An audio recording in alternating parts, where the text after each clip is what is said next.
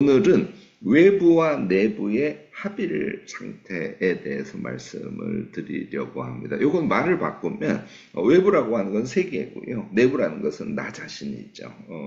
우리가 제가 아주 자주 하는 표현인데 우리는 응애 하면서 태어난과 동시에 세계 내 존재로 태어났다. 이제 이게 하이데거의 이야기죠. 말은 좀 어렵지만 엄청 쉬운 얘기예요. 태어나 봤더니 내가 나로 태어나 있고 또 세계 속에 삶을 살아가는 존재였구나 하는 이런 이야기죠. 이 이야기가 굉장히 중요한 함의를 갖고 있습니다. 결국은 세계 내 존재인 나로서 태어나서 삶을 살아가는 그 상태, 이것을 existence, 실존이라고 부르거든요. 이 existence, 실제 우리가 존재한다는 것이 어떤 것을 의미하는지에 대해서 한번 생각을 해볼 필요가 있습니다. 외부, 내부로 본다면 그 외부와 관계를 맺어가면서 내부, 내가 나를 생각하면서 살아가는 그런 상태, 그게 실존의 상태거든요.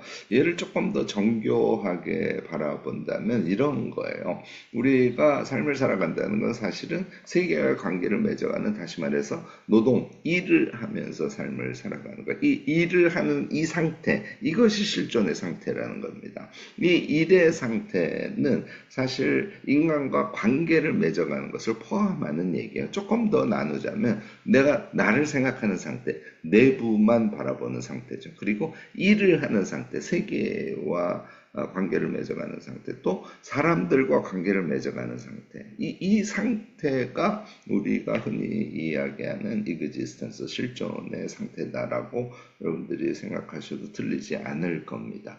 이때요, 외부와 내부가 그 관계하는 방식을 좀 아주 미묘한 차이긴 한데 생각을 해보면 이렇습니다. 예를 들어서 내가 지금 일을 하고 있어요. 그런데 그 일을 나는 왜 이렇게 잘 못하지? 그 일을 하는데 나는 왜 이렇게 두려운 마음이 들지? 예를 들자면 이런 심리 상태가 됐다고 칩시다. 이것은 외부보다 내부에 집중하고 있다는 것을 의미해요. 그런데 다른 방법이 있죠. 그 일을 하는데 그 일에 막 몰두해서 거의 내가 나 자신이 느껴지지 않은 상태, 자기가 비워진 상태 같은 그런 거예요. 몰두의 상태죠. 그렇게 되면 이것은 내부보다 외부에 집중하고 있는 것을 의미하지 않습니까? 사실은 외부에 집중한다기보다 내부와 외부가 합일이 된 상태라고 이렇게 생각하셔도 틀리지 않을 겁니다. 또 사람과의 관계를 맺어갈 때 그 사람이 자꾸 비교돼서 내가 느껴져. 나는 왜 이러지? 나는 그 사람보다 수준이 낮은 것 같아. 지식이 없는 것 같아. 예를 들자면 이런 생각을 한다는 것은 자기 자신의 내부에 집중하고 있는 상태를 의미하거든요. 저 사람의 고민이 뭐지? 저 사람에게 주는 나의 사랑이 무엇일까? 해서 사랑을 막 줄려고 안달복달하는 이런 상태라고 생각해 봅시다. 외부에 집중하는 상태죠. 사실 내부와 외부가 합일된 상태다. 이렇게 여러분들이 보시어도 틀리지 않을 거라고 저는 생각한다는 얘기예요. 이 이야기를 오늘 여러분들께 하고자 했던 겁니다. 당연히 답은 합일의 상태로 삶을 살아가는 것. 그것이 우리가 존재자로서 존재를 발견해가는, 존재자로서 존재를 느껴가면서 삶을 살아가는 것이다. 이렇게 이야기할 수 있을 겁니다. 실존주의자들이 강조하고 있는 핵심에 해당하죠. 이것을 위해서 저는 여러분들께 다음 세 가지를 신경을 쓰면서 일상을 살아가면 좀 더 우리가 외부와 내부가 합의를 된 그럼으로써 기쁨과 의미에 충만한 삶을 살아갈 수 있게 되지 않을까 싶습니다. 첫 번째는 우리가 나의 내부를 생각하는 것은 몸을 생각하는 데 집중하시기 바라요. 이게 우리가 익숙치 않아요. 자꾸 생각 속에 빠집니다. 생각이라는 것은 세계와 만나가는 하나의 과정이거든요. 그래서 생각에 집중하시기보다는 몸에 집중하시기를 권해요. 이 몸에 집중하는 것은 우선 내 몸을 사랑해 주는 것이죠. 몸이 튼튼해지기 위해서 여러 가지 행위를 하는 것을 포함하고요.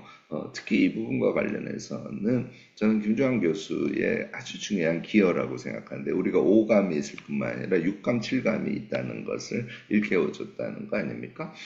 보통 우리가 이제 고유 감각이라고 하고 또 내부 감각이라는 용어를 쓰지 않습니까? 내부 감각이라는 것은 우리가 이렇게 근육을 느끼는 거, 그다음에 심장이 뛰는 거 이런 것은 비교적 좀 잘 느낄 수 있습니다. 그런데 뭐 허파의 움직임, 내장의 움직임 이런 것은 쉽지 않아요. 그렇지만 계속 명상적 사고를 하다 보면 자신의 그런 내부 또는 근육 이런 것들을 훨씬 더 아주 명징하게 느낄 수 있는 상태가 됩니다. 이게 나예요.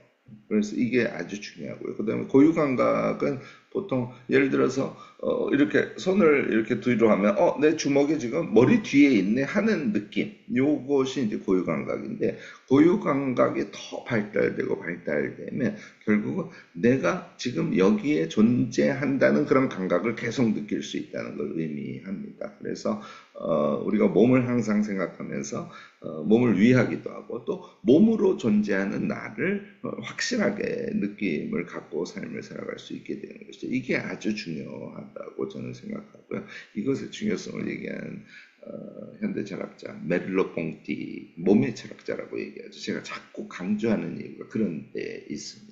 이렇게 존재로서의 나를 느끼는 것 이것에서부터 출발하고 두 번째는 당연히 세계와의 만남이에요. 세계와의 만남이라는 것은 일을 하는 것이거든요. 노동을 통해서 세계와의 만남이 이루어지는 것인데 아까도 말씀드렸듯이 일을 할 때 그 일의 의미에 대해서 내가 집중하는 것.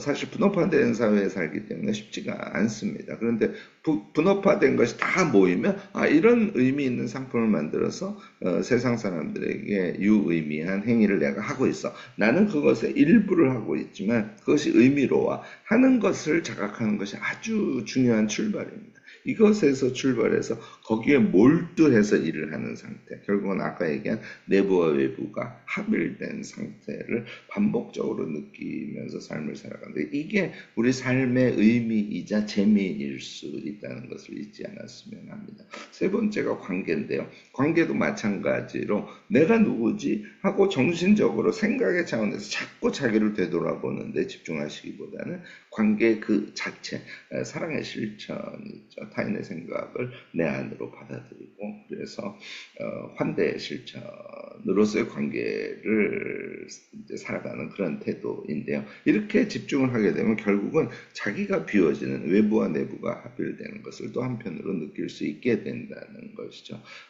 우리가 우리 자신을 생각해야 뭐 메타인지라고 하기도 하고 성찰이라고 하기도 하는데 자꾸 자기를 생각해야 우리는 의미 있는 나다운 성장을 할 수 있어 이렇게 말하기도 하고 생각하기도 합니다. 틀리지 않습니다. 그렇지만 내부에 너무 집중하게 됨으로써 생기는 여러 가지 우가 있습니다. 특히 자기를 자꾸 낮게 평가하기도 하고 또 생각에 굴뚝에 빠지는 것이 이제 반복됨으로써 우울감 같은 것에 또 도달하기도 하고 이제 이런 잘못을 저지르기 십상이거든요. 우리는 우리의 몸을 더 집중해서 느끼고 생각하고 그래서 존재감을 갖게 되고 그 다음에 그 존재로서의 내가 이 일의 과정에서 일에 몰두함으로써 의미와 재미를 느끼고 그 의미와 재미를 느끼는 내가 나구나 하고 자각을 하고 관계에서 사랑을 실천하는 그런 행위를 지속함으로써 그 사랑을 실천하는 내가 나구나 하고 느끼는 이것이 저는 외부와 내부의 합일의 세계 또는 종교에서 자주 이야기하는 나를 버리고 비워진 상태의 나로 삶을 살아가는 것 아닐까 싶습니다. 오늘은 조금 아주 그 미묘한 그 지점에 대해서 좀 말씀을 드렸는데요. 여러분들 하루를 살아가면서 불필요하게 나에 대해서 집중해서 생각하는 것 그것으로부터 벗어나서 조금 더 자유롭고 의미와 재미를 느끼는 그런 삶을 살아가는 그런 존재의식 같은 것들을 오늘 한번 많이 느끼는 하루가 되어보면 어떨까 싶습니다. 네, 김 교수의 매일 5분 강의 오늘 여기까지 하도록 하겠습니다. 오늘 하루 멋지게 보내시고요. 내일 아침에 또 여러분들 찾아뵙도록 하겠습니다. 내일 아침 뵐 때까지 모두 안녕. 모두 안녕.